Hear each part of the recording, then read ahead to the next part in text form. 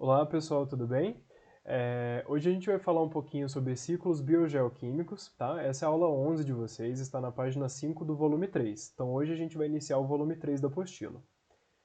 Bom, primeiramente, o que são os ciclos biogeoquímicos, né? Como a gente já viu anteriormente, a energia do Sol ela sempre vai atravessar o ecossistema, né, num fluxo unidirecional, ou seja, ela vai ser, a energia, né, proveniente do Sol, ela se perde em forma de calor.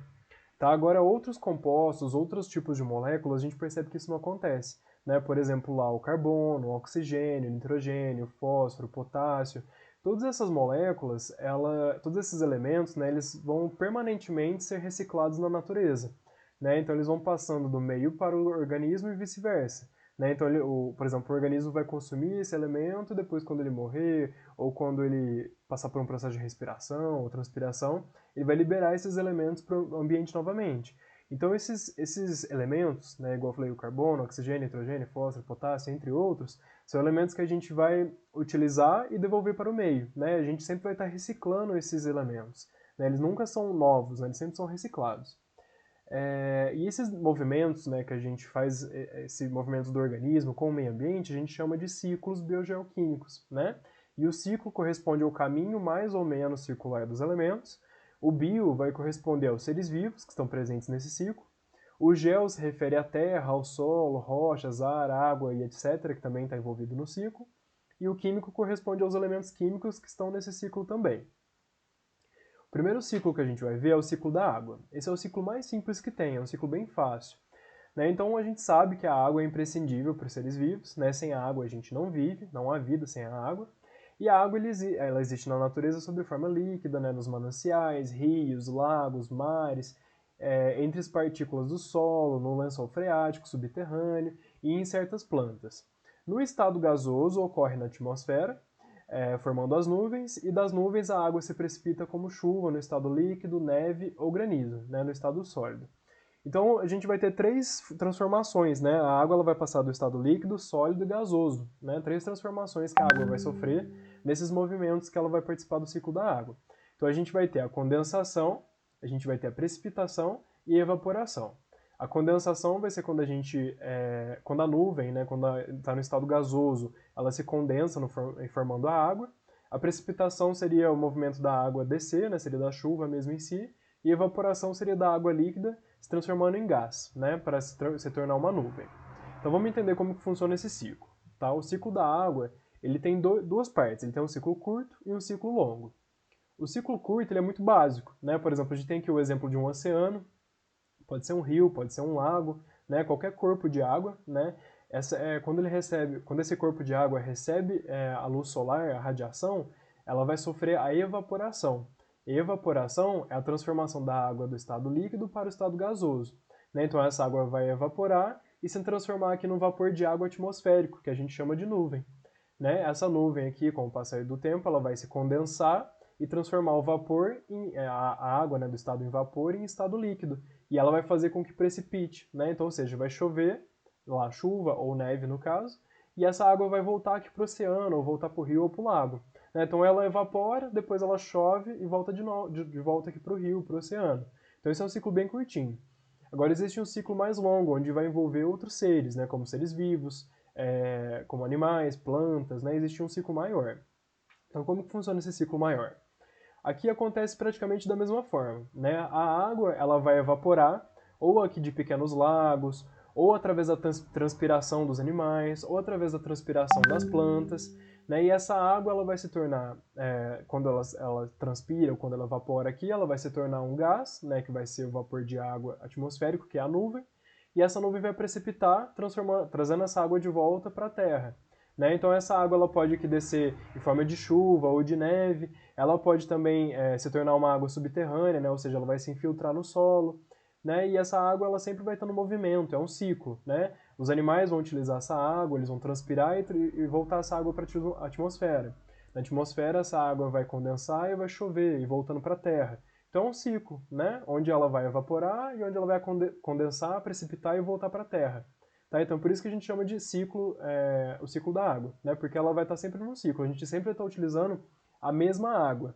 Né? A gente não tem uma água nova. Né? A água que a gente bebeu hoje é uma água que já foi utilizada muitas vezes por outros seres humanos, por outros animais. Né? Porque o animal, quando ele ingere essa água, ele vai transpirar ou ele vai liberar essa água na forma de urina e essa água volta para o meio ambiente. Né? Ou talvez através da forma de transpiração, ou ela volta diretamente para um rio. Né? E essa água ela vai evaporar e voltar de novo para o ciclo. Tá? Então, o ciclo da água ele é bem simplesinho. Então, a água vai evaporar e depois ela vai se precipitar, né, em forma de chuva ou neve e voltar para o ciclo, onde o animal, uma planta pode utilizar e liberar através da transpiração. Depois a gente tem o ciclo do carbono. O ciclo do carbono, a gente sabe que o carbono ele faz parte de todas as grandes moléculas, né, do nosso corpo, de vegetais. Né? O carbono está presente em tudo praticamente. Né? Então ele está presente lá nas proteínas, nos açúcares, gorduras, vitaminas e entre outras moléculas. Portanto, o carbono ele é um elemento fundamental dos organismos. Né? O principal reservatório de carbono que a gente tem no mundo seria o CO2, que é o gás carbônico que fica na atmosfera. Tá? Então, o gás carbônico que está na atmosfera é o maior reservatório de carbono que a gente tem. No caso, os humanos, os animais, as plantas, todos eles também vão ter uma parte desse carbono, né, que vai estar lá constituindo as proteínas, os açúcares e as gorduras do corpo desses seres. Mas o reservatório maior seria a atmosfera, tá? Então, as plantas, por meio da fotossíntese, ela vai absorver esse gás carbônico que está no ar, né, que está na atmosfera, e vai incorporar nas moléculas dela de glicose, através de, transformando esse complexo, esse gás carbônico, em açúcar, né, na glicose. Em outras moléculas orgânicas que também vão fabricar esse processo. Os animais vão absorver esse gás carbônico, né, ou seja, esse carbono, através da alimentação dessas plantas, tá? E esse carbono pode voltar para a atmosfera de várias formas. Acho que é mais fácil explicar para vocês com um desenho. Ó, vamos entender. Primeiramente, a gente começa aqui na fotossíntese. Então, a gente tem a atmosfera aqui, onde está repleto de gás carbônico, né, de CO2. Na fotossíntese, a planta vai capturar esse CO2 e transformar aqui em açúcar, né? Ou seja, ela vai usar esse CO2 aqui para ela como alimento para ela, né, na fotossíntese. E esse CO2 vai ficar preso dentro dessa planta, né, nas moléculas aqui de açúcar.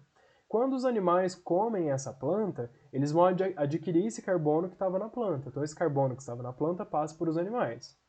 Os animais, eles podem liberar esse carbono aqui através da respiração ou depois quando eles morrerem, né? Assim como quando os animais morrem, eles vão se decompor através das bactérias e eles vão liberar esse carbono que eles se alimentaram, né, durante a vida toda para o meio novamente.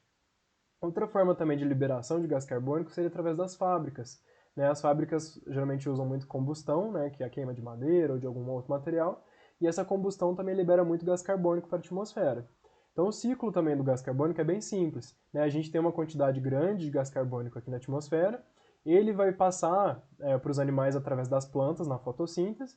Né? Então os animais comendo a planta, eles vão adquirir esse carbono que a planta utilizou na fotossíntese, e os animais, assim como as plantas também, na respiração, vão liberar esse gás carbônico, tá? E os animais também podem liberar esse gás carbônico quando eles morrerem, né? Quando esses animais morrerem. Os combustíveis fósseis, né, que são também são derivados, né, de animais que também já morreram há muitos anos, também possuem muito carbono, tá? Então o ciclo do carbono também é bem simplesinho, é igual o ciclo da água, né? É bem tranquilo. Agora a gente vai ver o ciclo do nitrogênio, ele é um pouquinho mais difícil, mas também dá para entender tranquilo, tá? Então lá, o nitrogênio ele ocorre no nosso organismo em grande quantidade, principalmente nas moléculas de DNA, RNA e proteínas. Ocorre do mesmo modo em plantas e em outros animais. Porém, o grande reservatório de nitrogênio é a atmosfera. Então aqui é o mesmo caso do gás carbônico. Tanto o gás carbônico quanto o nitrogênio, a maior parte deles está na atmosfera, tá? Os organismos que conseguem fixar o nitrogênio gasoso atmosférico são principalmente as bactérias fixadoras, que vivem no solo e em nódulos das raízes de plantas leguminosas. Né? Pela ação desses micro-organismos, o nitrogênio é incorporado às plantas. Então vamos também para o desenho, que eu acho que é mais fácil para a gente explicar, em vez de eu ficar lendo ali para vocês. Então, ó, aqui a gente tem a atmosfera, né, com a maior parte do nitrogênio que a gente tem. Então, ó, o N2 significa nitrogênio. Esse nitrogênio ele vai ser fixado aqui nas plantas através de bactérias fixadoras. Tá? Então essas bactérias seriam esses pontinhos vermelhos aqui, que estão no solo, elas vão capturar esse nitrogênio que está na atmosfera e as plantas vão absorver esse nitrogênio. Por quê? Porque essas bactérias estão junto com a raiz dessas plantas. Então, como essas bactérias elas vão se alimentar desse nitrogênio, e como elas estão junto com as raízes vão adquirir esse nitrogênio. Tá? Então as plantas adquirem esse nitrogênio também. Quando os animais herbívoros comem essas plantas, eles também adquirem esse nitrogênio.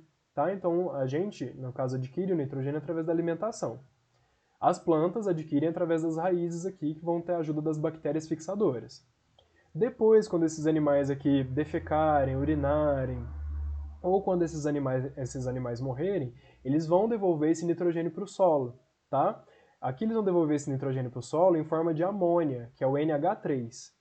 Essa amônia ela vai ser nitrificada, ou seja, a gente tem outros tipos de bactérias, que a gente chama de bactérias nitrificantes, que vão transformar esse amônia, esse NH3, em nitrato, que é o NO3. E o NO3 a planta consegue absorver também. Então a planta absorve o nitrogênio de duas formas.